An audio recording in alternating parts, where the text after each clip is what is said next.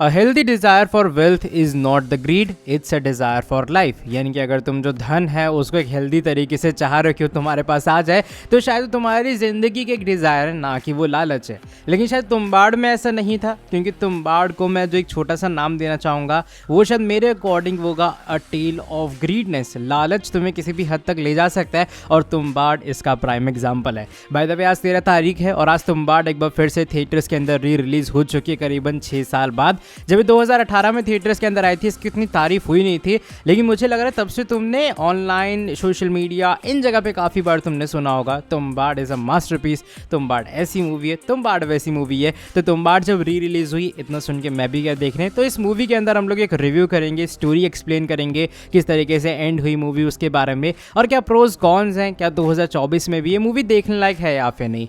कहानी की हम लोग शुरुआत करेंगे या वीडियो का पहले पॉइंट के बारे में बात करेंगे, जो कि तुम्बाड़ की स्टोरी है। तुम्बाड़ की कहानी है क्या एक्चुअल में? देखो, कहानी बहुत सिंपल सी कहानी है। तुम्बाड़ एक बहुत पुराने, कह सकते हो अगर तुम देखोगे ना, बहुत पुराने बैकग्राउंड के ऊपर ऑलरेडी बेस आएगा। जैसे 1920s के अराउंड में जब ब्रिटिशर्स का एरा था इंडिया के अंदर, उनका पूरा एम्पायर चल रहा था, तब पे बेस है। कहानी शुरू होती है एक पुराने जनरेशन से, जहाँ फिर कह लो एकदम स्टार्टिंग से, जब दुनिया बनी भी नहीं थी। तो जिस देवी ने दुनिया को बनाया था उसके पहले बेटे का नाम हस्तर था। अब हस्तर एक लालची इंसान है या फिर एक टेरिबल एंटिटी है, एक ऐसा इंसान है जो कि लालच का एकदम भूखा है अंदर से। उसे पैसा भी चाहिए, उसे खाना भी चाहिए, उसे सब चीज़ें चाहिए। उसको गेहूँ, दाल, चावल, आटा, इन सभी चीज़ों के पीछे वो एकदम भाग दौड़ के पड़ा हुआ है कि भाई मुझे सब मिल जाए, मैं ही सिर्फ अमीर बनूँ।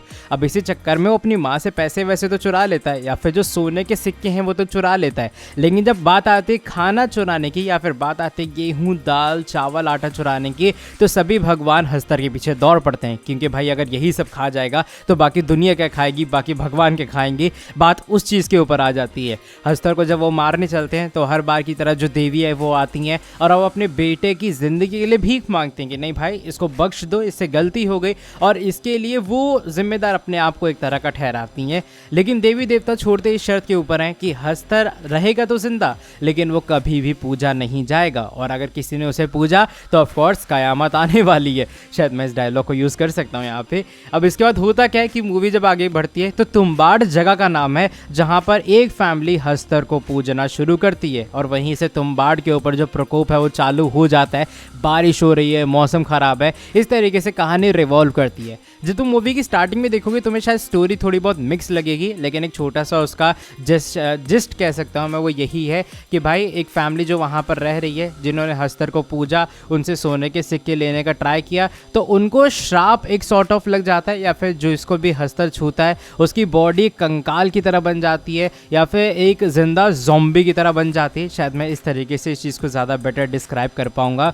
यहाँ पर जो फैमिली होती है उनका एक बेटा मर चुका होता है, इसलिए जो माँ है वो अपने एक दूसरे बेटे को लेके, जो कि ऑलरेडी एक लालची दिखाया गया है, उसको लेके तुम्बाड़ छोड़कर चली जाती है। लेकिन बाद में हमें पता ये लगता है कि एक सोने का सिक्का अभी भी उनके पास है, और जब वो लड़का बड़ा हुआ है वो तुम्बाड़ वापस आया है उस लालच को पूरा करने के लिए। वो अपनी दादी से पूछता है कि भाई दादी किस तरीके से उनकी ये हालत हुई है, और किस तरीके से वो तुम्बाड़ का असली सोना अपने हाथों में ले सकता है। अब लालच इस तरीके का बढ़ जाता है कि जब एक बार सोना मिल गया तो बार बार वो इंसान उस कुएं में जाता है, वो हस्तर से लड़ता है। और जैसा मैंने कहा कि हस्तर को सोने के सिक्के तो मिल गए लेकिन उसे खाना नहीं मिला है, इसलिए हस्तर हमेशा भूखा रहता है। तो हस्तर को एक सॉर्ट ऑफ डिस्ट्रैक्ट करने के लिए तुम एक पूरे आटे वाटे के बना के ले जा सकते हो, और उस गुड़िया को उसके सामने डाल दोगे। जब तक वो गुड़िया खाएगा तुम हस्तर पे जितनी बार वार करोगे उतने ज़्यादा सोने के सिक्के निकलेंगे।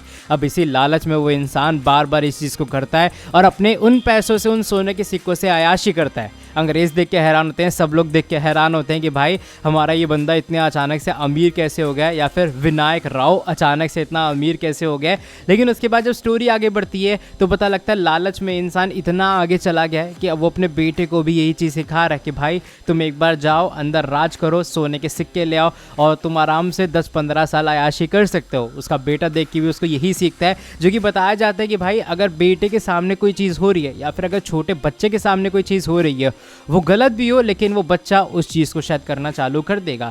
वहाँ पे साथ में हमें दिखाई देता है कि भाई एक अफेयर तुम कह सकते हो चल रहा है एक्स्ट्रा मैरिटल वाला इस बंदे का, जबकि उसकी वाइफ उसके साथ में रहती। तो उसको देख के वो बच्चा भी अंदर से वो हो जाता है कि भाई उत्तेजित हो जाता है कि मुझे भी ये करना है, क्योंकि उसका पापा वो कर रहा है। तो आई गेस वो सीन थोड़े लोगों को इनअप्रोप्रिएट लगा होगा कि किस तरीके से ये लोग दिखा रहे बच्चे और उस औरत के बीच में वो रिलेशन वाली सीन। लेकिन रेस्ट मूवी जब आगे बढ़ती है तो हम लोग देखते कहानी इस तरीके से ख़त्म हुई है कि जो हमारे विनायक राव हैं वो लालच के चक्कर में, ज़्यादा पैसे के चक्कर में क्या करते हैं, अपनी बेटे की बात सुनते हैं और वो ज़्यादा गुड़िया फेंक देते हैं उस कुएं के अंदर, क्योंकि हस्तर अगर ज़्यादा गुड़िया खाएगा उनको उतना ही टाइम लगेगा जब तक वो आटा खाता जाएगा, क्योंकि करीबन शायद बताया गया मूवी में वो 10,000 साल या इतने सालों से भूखा पड़ा हुआ है। तो तुम लोग समझ सकते हो अगर वो इतना भूखा है तो वो ज़्यादा खाएगा, लेकिन जितनी गुड़िया फेंकी जाती हैं उतने ही हस्तर वहाँ से निकल पड़ते हैं। तो उस कुएं में जब ये हाल होता है तो अपने बच्चे को बचाने के चक्कर में यहाँ पर विनायक राव अपनी ही बलि देता है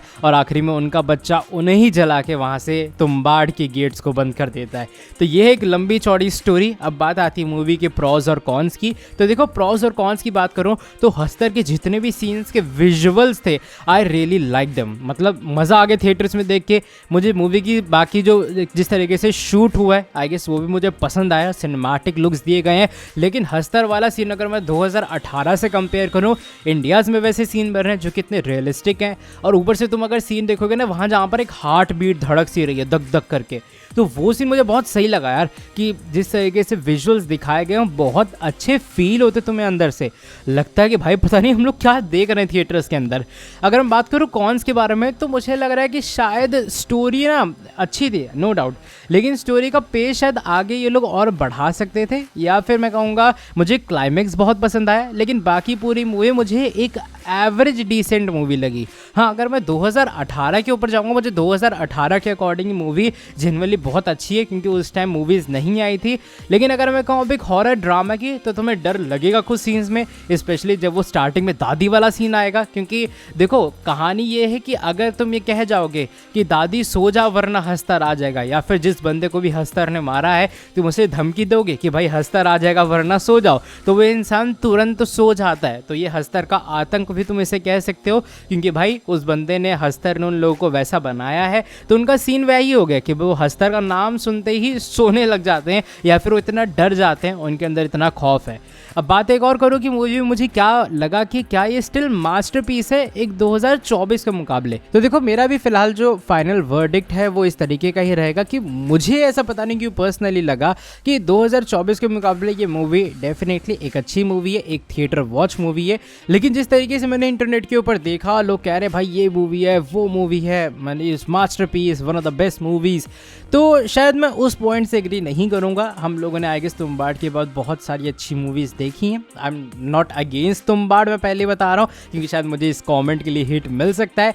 आई रियली लाइक जिस तरीके से सीन्स प्रेजेंट किए गए, जिस तरीके से एक सीरियसनेस दिखाई गई है अंदर कि भाई देखो ये सीन ऐसे है, हस्तर ये है, लालची एक इंसान इतना आगे तक जा सकता है।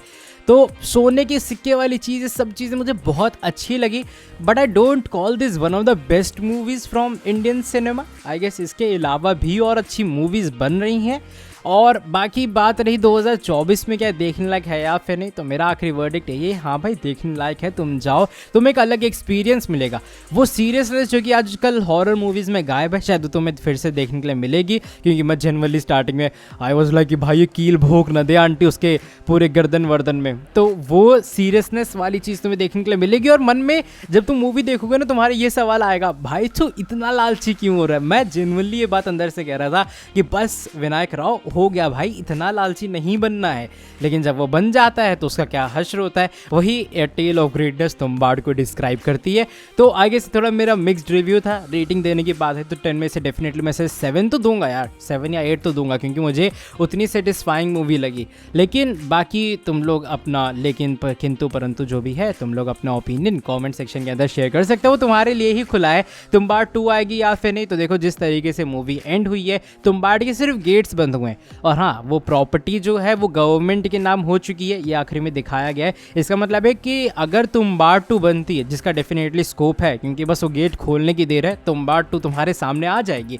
लेकिन इस बार शायद वो जो गेट्स है वो गवर्नमेंट खोलने वाले हैं, क्योंकि अब आज़ादी हो चुकी है, आज़ादी मिल चुकी है मूवी के बैकड्रॉप के हिसाब से। तो अब गवर्नमेंट के जब पास वो प्रॉपर्टी आ चुकी है तो गवर्नमेंट भी उसे एक्सप्लोर करेगी। बाय द वे तुम लोग को बता दो, तुम्बाड़ थोड़ी बहुत रियल लाइफ स्टोरीज पे भी बेस्ड है, या फिर थोड़ी फोक टेल्स के ऊपर बेस्ड है। जो कि महाराष्ट्रियन की, बिकॉज पुणे की साइड की ये मूवी पूरी सेट की गई है, तुम्बाड़ रियल लाइफ लोकेशन वही है। तो उसके हिसाब से मुझे लग रहा है कि हाँ ये लोग आगे बढ़ा सकते हैं, स्पेशली जब री रिलीज इतना पॉपुलर हो रहा है। तो मुझे लगता नहीं कि प्रोडक्शन वाले चूकेंगे कि तुम्बाड़ 2 भी साथ में बना ही दी जाए। बाकी तुम लोगों का क्या ओपिनियन है, ये मेरा कुछ डिटेल्ड रिव्यू था। आई रियली होप तुम लोग को ये वाली वीडियो पसंद आई होगी। वीडियो पसंद आई है तो वीडियो को नीचे लाइक करो, चैनल को सब्सक्राइब, बेल नोटिफिकेशन को ऑन। मिलता तुमसे आके नेक्स्ट वीडियो के अंदर बहुत ज़्यादा जल्दी। Till then bye bye, take care.